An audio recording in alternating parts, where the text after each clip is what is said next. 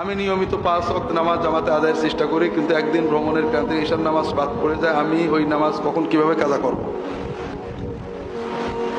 নামাজ কাজা করা আগে একটা প্রশ্ন করি। আপনি দৈনিক 3 বার খান না? একদিন সন্ধ্যার পরে ক্লান্তে ঘুমায় পড়েছেন, রাত্রে ডিনার বা রাতের খাওয়াটা কাজা হয়ে গেল, ওটা কখন খাবেন? পরের দিন ডিনারের সময়, ঠিক না? কখন খাবেন বলেন না? যখনই ঘুম ভাঙবে তখন কি করবেন? তাড়াতাড়ি খেয়ে নেবেন। খাওয়া বেশি গুরুত্বপূর্ণ না সালাদ বেশি গুরুত্বপূর্ণ? এটা হলো এখানের খাওয়ার, আর এটা হলো এখানের খাওয়ার। কাজেই ইমানের দাবি হলো খাওয়া কাজা হবে না যে কোনো ভাবে, আল্লাহ সব তাইসির দিয়েছেন।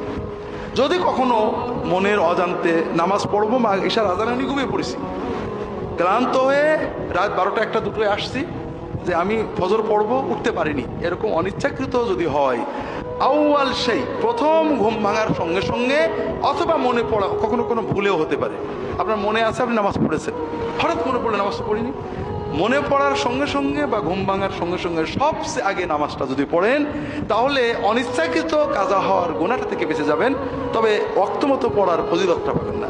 আর যদি মনে হওয়ার পরেও দেরি করেন অথবা উঠার পরও দেরি করেন, তাহলে আরো বড় ভয়ানক গুনাহ আপনার আমলনামায় যাবে।